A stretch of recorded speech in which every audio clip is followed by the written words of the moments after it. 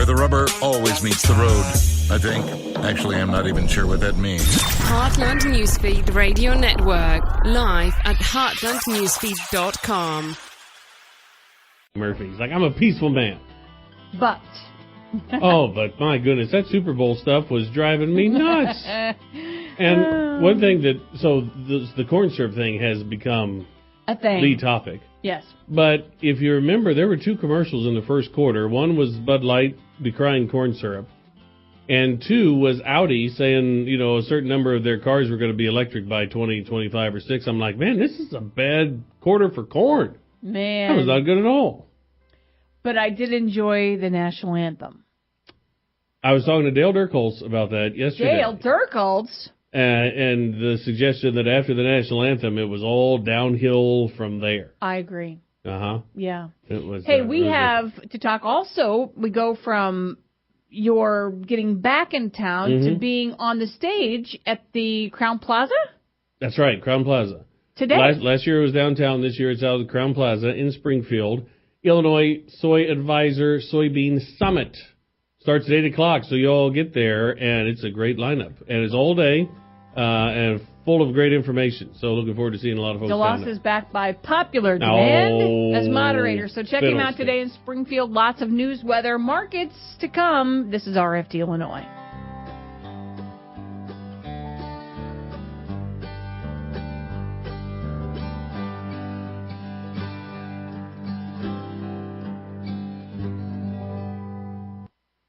With this week's edition of Farm Week, the early word. Here's Rita Frazier. Illinois farmers value stewardship. That's evident in Illinois Farm Bureau's investment of nearly $1 million during the last 3 years on efforts to reduce nutrient losses from farmland. Learn more in the latest edition of Farm Week. Young farmers may find it difficult to buy farmland. However, with the right strategy and resources, they can successfully purchase acreage. Discover some farmland buying tips in Farm Week. And look for Farm Week's Spring Planting Special Edition on February 18th. And get an early outlook on this year's planting season. No other Farm Weekly in Illinois has as many people on the ground in Illinois covering Illinois agriculture for you with the depth on key issues to help keep you profitable. And don't forget, you can get daily or even more frequent updates online anytime at farmweeknow.com. A farmer's work is never done. You just finished harvest and already you're thinking about spring planting. But before you head back into the fields, let Country Financial help you plan for spring. Federal crop and crop hail insurance can help you rest easier when the weather turns severe. To learn more, contact your local Country Financial crop certified rep before the federal crop deadline of March 15th. Country Financial. Visit countrycrop.com to learn more. Policies issued by Country Mutual Insurance Company, Bloomington, Illinois, an equal opportunity provider. Welcome back to RFD Illinois. I'm DeLoss Yankee. Yesterday on RFD Today, we visited with Jack Titchener, host of Illinois Lawmakers, who said we could see something in Springfield pretty soon regarding the minimum wage. Visited with Mark Gebhards about that, Executive Director of Governmental Affairs and Commodities at Illinois Farm Bureau. We've been involved, DeLoss, with a number of discussions around this bill with the business community being obviously the Chamber of Commerce, Manufacturers Association, independent federated business folks, those kinds of organizations, talking about the concerns and the impact to our collective membership from an independent or small business standpoint.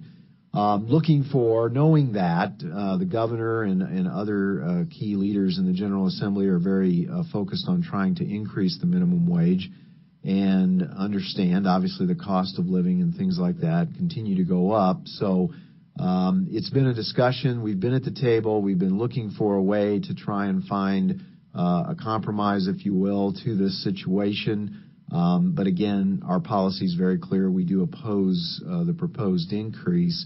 There was some talk about differing wages, the Chicagoland area having a wage, downstate having another wage. I don't think that those are progressing. I think the governor was pretty clear in his wishes that he didn't really want to have a split differential wage. Now I think the question becomes, what's the timeline that you implement this, over what period of years? So does it go up incrementally over a period of however many years? And that's been where the discussion's been focused. Mark Gebhardt's at Illinois Farm Bureau. From a federal perspective, ratification of USMCA, United States-Mexico-Canada Trade Agreement, which many have said is the most important trade agreement the U.S. needs to be a part of and to get approved. There's two or three things here. One is the ratification by our Congress, but obviously it has to be ratified by the other two countries. And for that to happen, the Section 232 aluminum and steel tariffs, I know, are going to be a sticking point. If they are not lifted, I think it's going to be difficult to get Canada and Mexico to ratify that agreement. So that's out there. Then this talk about pulling out of the current NAFTA, if we don't ratify, is even more concerning, because that's going to be a very, very big hit to us in agriculture. Mark Gebhardt's at Illinois Farm Bureau. That full conversation will air on today's RFD Today. Visit with John Bodie, Corn Refiners Association. Imagine his surprise when corn syrup was getting picked on during Super Bowl commercials. At least 3 times a certain St. Louis product was bragging that it was not made from corn syrup. We just submitted data to the Food and Drug Administration, pretty elaborate consumer perception data, to help them figure out how to regulate terms like healthy and natural. And we did that because it's important to understand how consumers, how they understand the term, what it means to them. And we should speak in terms, we should use language in ways that are consistent with how consumers understand it. And if there's a possible misunderstanding, you ought to clarify that so that you avoid misleading people. And that's true here as well. And unfortunately, these sort of negative implications are a pretty transparent effort to mislead. We're certainly going to tell folks the truth and stand up to any kind of implication that corn is less than a superior ingredient. It's an affront to the farmers of America's leading crop, and it's more ag-on-ag violence as I look at it. John Bodie, the Corn Refiners Association. The Illinois members include ADM, Ingredion, and Tate & Lyle. Stay tuned. Rita is up next on a Tuesday, RFD, Illinois.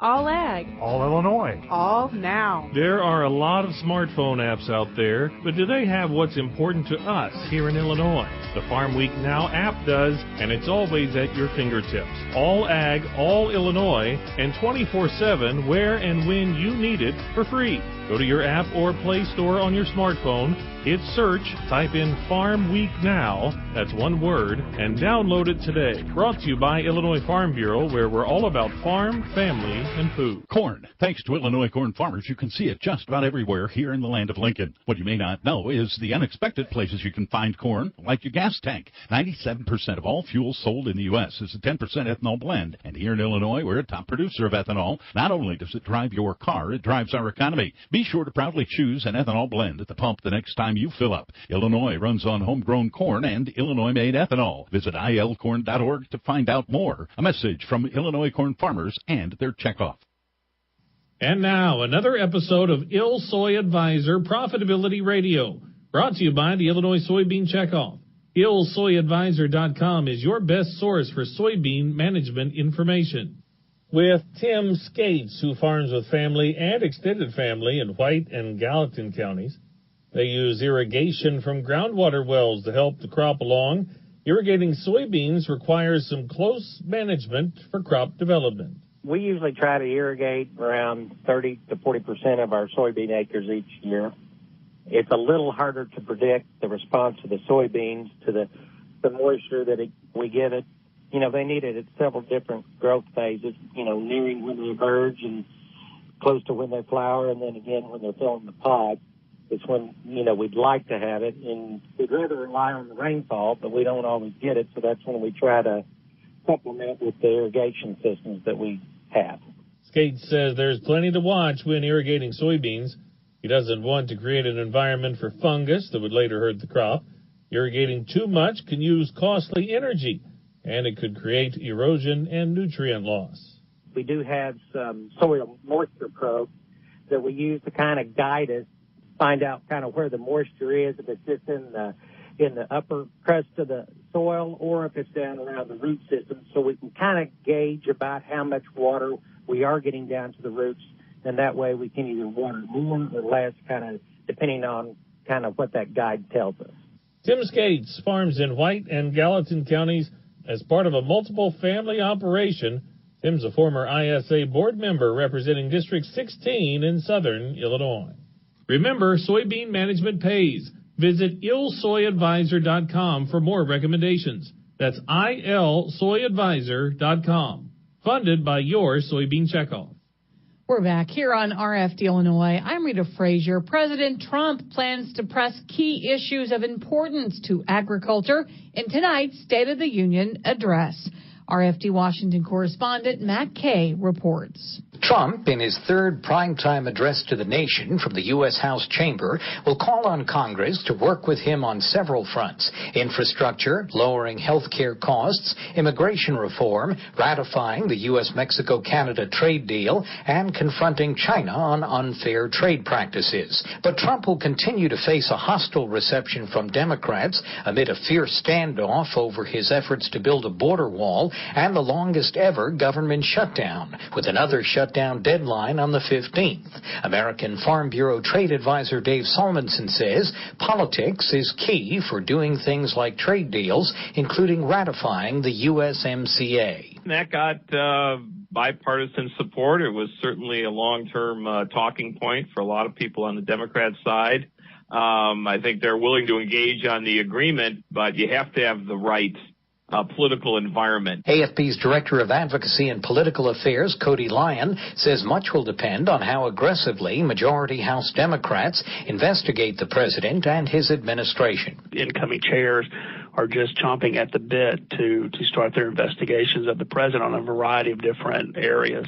I think that's going to determine what's going to be the tone for the 116th Congress. And whether the House and Senate, where Republicans expanded their majority, can work together on farm trade and infrastructure. AFB Executive Director Dale Moore. The repair, the maintenance, and more to the point, in some cases, replacement of our locks and dams infrastructure is so critical to agriculture in so many different parts of the country. But ahead of any new deals on infrastructure, more fighting on homeland security and a border wall that Trump threatens to fund by declaring a national emergency, and an under-the-radar fight over food stamp work requirements kept out of the Farm Bill, but that USDA is moving ahead with through regulations. For the RFD Radio Network, Matt Kay, Washington. Thanks, Matt. Last week, all around the state had coverage of the Pork Expo. Also spent some time at the Champaign County Farm Bureau. We were there for a country crop meeting. Host manager Brad Eukin talked about things going on at the Champaign County Farm Bureau. To be a great one for this office. Absolutely. We just finished up our annual meeting just last night, in fact, and so we're excited about kicking off a new year with some new board members, a new officer team as we move forward, and, you know, there's always a lot of excitement built around that as you get into the rest of the winter here and build into summer. So your young leader investment that you guys have made has really paid off because you have that leadership, chain that goes on up to your executive board. Absolutely. We've got a strong young leaders committee that's really a good mix of industry people that work in the ag industry, and then a smaller group of farmers that are part of it. So we've got a good group of young leaders, and as you said, Rita, then a lot of those have been able to come onto the board and take leadership positions, either as a director or into the officer position. So we've been very fortunate in that case. What about your partnership here at a country crop meeting, your partnership with Country in this county?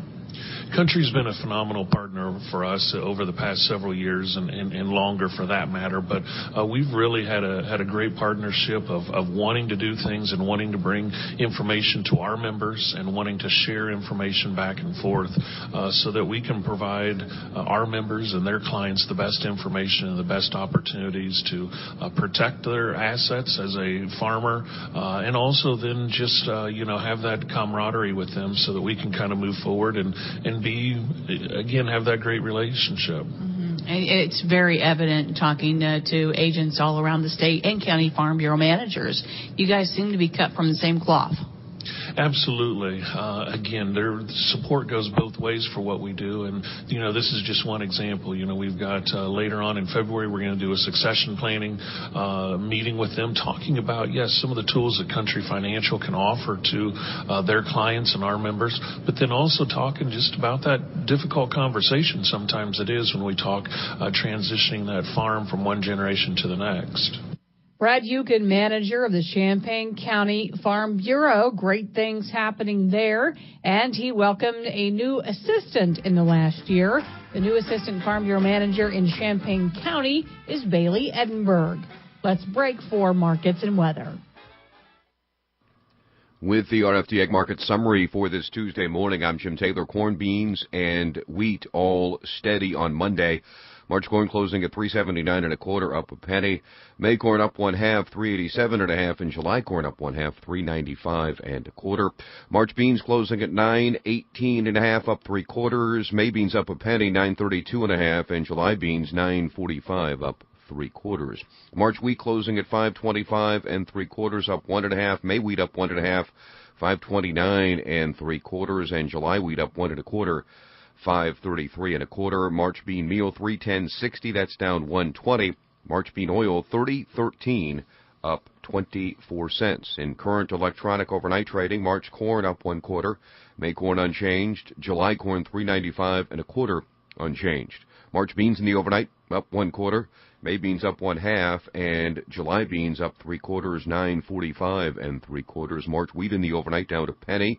May wheat down 1 1/2, and July wheat down a penny and a half, $5.31 3/4. In the outside markets, April Brent crude oil down 24 cents a barrel, $62.51. The April gold contract down $3.40 this morning, $13.15.90. In the livestock market for Monday, February lean hogs 57.37, up 102.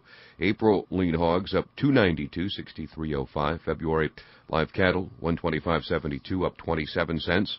April live cattle 127 even, up 72 cents. March feeders 144.22, up 170. April feeder cattle up 182, 145.82. Illinois direct barrels and gilts trading steady on Monday at 28-37. That's the RFD Ag Market Summary for this Tuesday morning. I'm Jim Taylor for the RFD Radio Network. Good morning. This is Dan Hicks from Freeze Notice Weather with the early morning weather update on the RFD Radio Network for this Tuesday morning. The strong cold front moved southeastward across the Midwest over the past 24 hours. Ahead of this front, daytime highs in Illinois yesterday ranged from the 40s in the northwestern part of the state up into the 60s in much of the south. Windy, colder conditions spread southeastward across the region later yesterday through last night, with some light rain or drizzle changing to some light snow or flurries. Temperatures early today are mostly in the teens and 20s over the northern half of the state, ranging up into the 30s in the south. Much of the day will be dry today, with highs from the 20s in northern Illinois to 40s in the south. A mix of some light precipitation will be spreading in from the west, though, late today and tonight. This will fall in the form of some light snow and freezing drizzle over northern Illinois, with some light snow and some very light ice accumulations expected. Farther south into the southern half of the state, precipitation from this first system will fall mainly as some light rain or drizzle. The second system will produce a similar precipitation pattern across the Midwest late tomorrow through Thursday, with some light snow accumulations and some light ice accumulations in the northern part of Illinois expected from that second system, while farther south, more of the precipitation falls in the form of rain. Some fairly heavy rainfall is expected over the next 2 or 3 days in the Ohio Valley, with some locations picking up as much as 1 to 2 inches of rain through the day Thursday. Behind the second system, a stronger push of colder Arctic air will be moving southeastward into the region, bringing drier, colder conditions to the entire Midwest for Friday and Saturday. Looking ahead into the 6 to 10 day time frame, looks like temperatures will range from below normal in the northwest half of the Midwest to above normal in the Ohio Valley, and more precipitation chances are expected, with near to above normal 6 to 10 day precipitation in most areas. Leading your family farm is what you know best. Paying bills, making marketing decisions, and leaving the farm better for the next generation.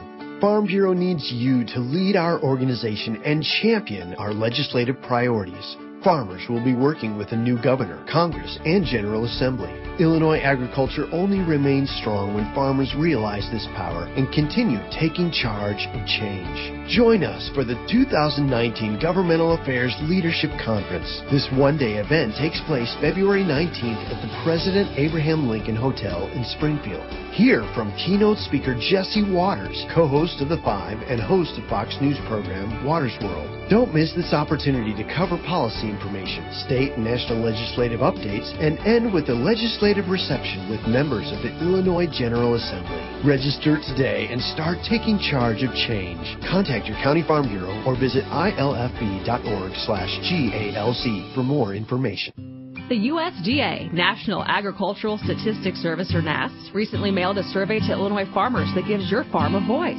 You can help provide important data that will shape the future of nutrient loss and conservation in Illinois. Look for your NASS survey in the mail in early February. If you receive the survey, take a few minutes and complete it and return it in the prepaid envelope. Together, we are making a difference in Illinois water quality. Visit ilfb.org/NLRS for more information. We know you want the best for your family. We do too. That's why Illinois farmers continually look for new ways to help. We're working with Mother Nature to preserve water, protect land, and provide food. From our fields to your table, we want what's best for all of us and for future generations to come. Learn more about conservation efforts at ilfarmersconserve.com. Preserving our water, protecting our land, providing our food. This message brought to you by Illinois Farm Bureau. That is all the time we have for this edition of RFD Illinois. Thanks for being a part of our day. That's right. Let's salute a town. I'll make sure we're saying this right. Is it Cabry? Cabry. Cabry is not Cabaret. It's Cabry in Ford County. Hello. Population 266. Sponsored by Country, your farm is your family's legacy, part of your hometown heritage. While you work sun up to sundown to get the job done, we're here protecting the things you love every step of the way. Country Financial. Learn more by visiting countrycrop.com. For Jim Taylor, I'm Rita Frazier. I'm DeLoss Yankee. Have a great day.